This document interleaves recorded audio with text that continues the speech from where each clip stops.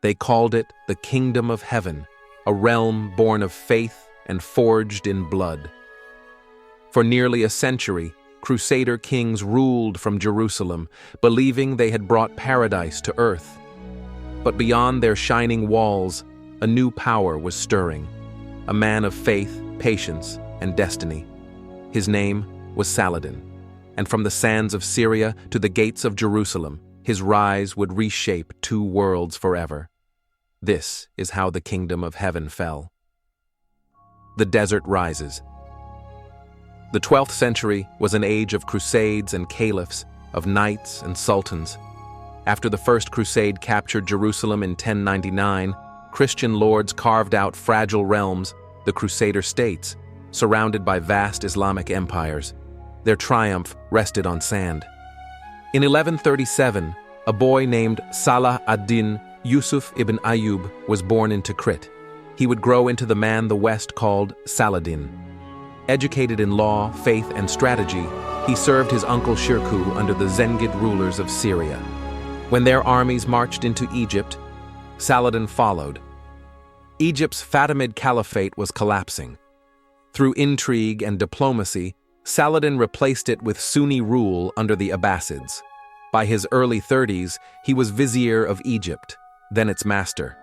He united Cairo and Damascus, two centers long divided by sect and power. His goal was not plunder but unity, to gather the Muslim world under one banner and reclaim the holy city of Jerusalem. The Leper King. Across the desert, the kingdom of Jerusalem seemed strong. Pilgrims flooded its markets, castles crowned every hill.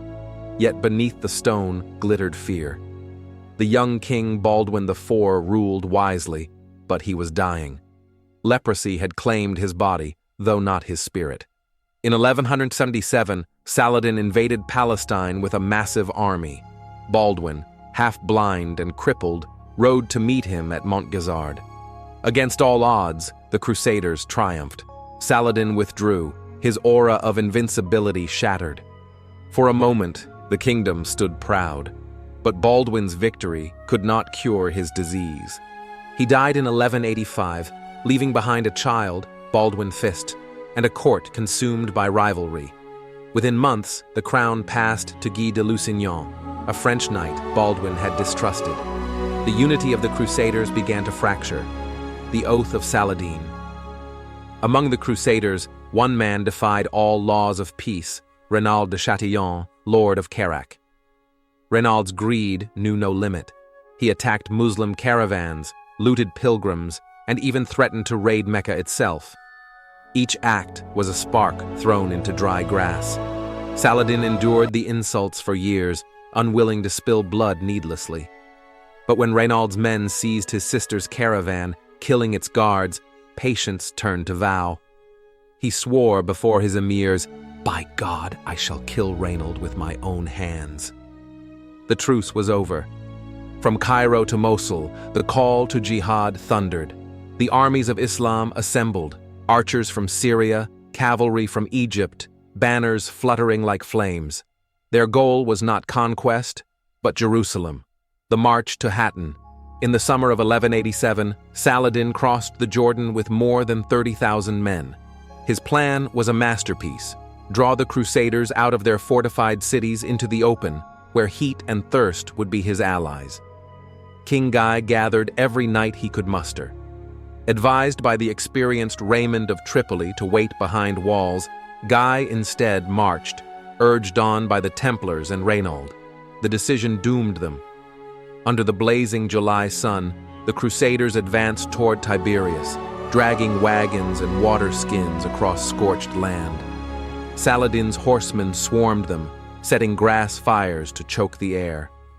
By the third day, their water was gone. The army halted on a parched ridge, the horns of Hattin. There, surrounded, the Crusaders faced annihilation. Saladin's troops encircled the hill, beating drums and chanting verses of faith. Smoke filled the sky. Arrows rained like night. The true cross, the Crusaders' holiest relic, was seized. By sunset, their army lay in ruins. King Guy was captured alive. So was Renaud. Saladin offered the thirsty king a cup of water, a gesture of honor. When Reynald reached for it, Saladin stopped him. "You did not ask my leave." Moments later, he executed Reynald himself. Justice was fulfilled. The Battle of Hattin shattered the Crusader States. With one stroke, Saladin erased 80 years of Christian dominance in the Holy Land. The Siege of Jerusalem. By September 1187, Saladin's banners appeared before Jerusalem's walls. The city's defenders numbered only a few hundred knights led by Balian of Ibelin. He had sworn not to fight again, yet when his family was trapped inside, he took up arms. Saladin encamped across the Mount of Olives. Siege engines hurled stones, arrows darkened the sky. Still, the city endured. But Balian knew resistance meant massacre. He negotiated with Saladin, safe passage for citizens in exchange for surrender. Saladin agreed. It was not conquest, but restoration. On October 2, 1187, exactly the date the Prophet Muhammad was believed to have ascended to heaven, Jerusalem fell peacefully. No massacre, no fire, no revenge. Saladin ordered the cross removed from the dome of the rock and the city cleansed for prayer, yet he spared churches and priests. Those who could pay were ransomed, those who could not, freed. Even Christian chroniclers wrote of his mercy. A warrior had become a statesman, a king had become a legend. The world reacts. When news of Jerusalem's loss reached Europe, it was as if the sun had fallen. Monasteries tolled their bells in mourning. Pope Urban III died of shock. From France to England, rulers vowed vengeance. Thus began the Third Crusade, led by Richard, the Lionheart of England, Philip II of France, and Emperor Frederick Barbarossa. Saladin now faced the greatest coalition of his age. For 3 years, the two giants, Richard and Saladin, clashed across the coast. At Arsuf, Richard's brilliant tactics broke the Muslim line, yet he could not reach Jerusalem. Each battle ended with honor, not hatred. When Richard fell ill, Saladin sent him fruit and ice. When Saladin's men captured crusaders, he treated them as prisoners, not slaves. In 1192, the two leaders agreed to peace. Jerusalem would remain Muslim, but Christian pilgrims could enter freely.